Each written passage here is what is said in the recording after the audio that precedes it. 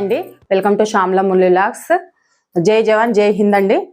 మొన్న 22/4/2025 మంగళవారం రోజు 2:30 అండి పహల్గామ్లో టూరిస్టుల పైన ఉగ్రవాదులు అయితే దాడి చేసిరండి. ఇది బాధాకరమైన విషయము. కానీ దీనికి ఇండియన్ ఆర్మీ అయితే రివెంజ్ తీసుకుంటదండి. ఉగ్రవాదులు అనేదే వినిపించకుండా నెక్స్ట్ తరానికి అయితే చేస్తారు. పాకిస్తాన్ లో ఉండే ఉగ్రవాదుల కుటీరాలను ఉగ్రవాదుల్ని మొత్తము మట్టు పెట్టించాలండి. మొత్తం ఇండియన్ ఆర్మీ అయితే చూసుకోవాలి. పోతే కొంతమంది, బ్రతికితే మాత్రం చాలా మంది అండి. చాలా ఎప్పుడు అటాకులు కాశ్మీర్లోనే ఇక్కడ జరుగుతుందండి.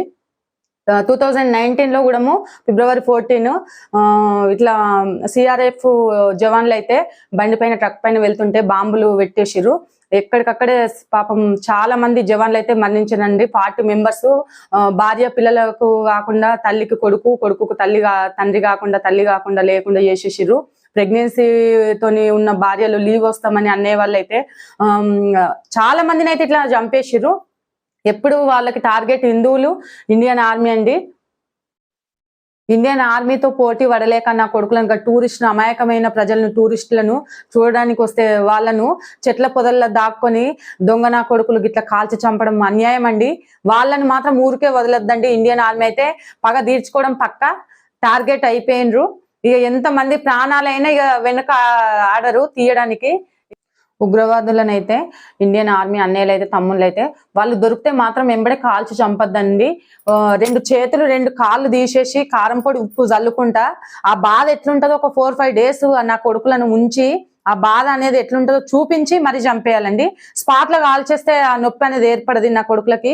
మొత్తం ఇండియన్ ఆర్మీ వాళ్ళను టార్గెట్, హిందువులను టార్గెట్ చేసుకుంటా ఎప్పుడు కాశ్మీర్లో గొడవలేనండి. పాకిస్తాన్ నా కొడుకులు అమాయకమైన ప్రజల్ని చంపేసి కేకులు కడిగేస్తారంట.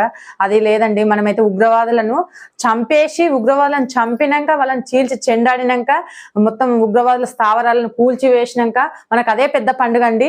ఇక అంతకు మించిన పండుగ లేదు.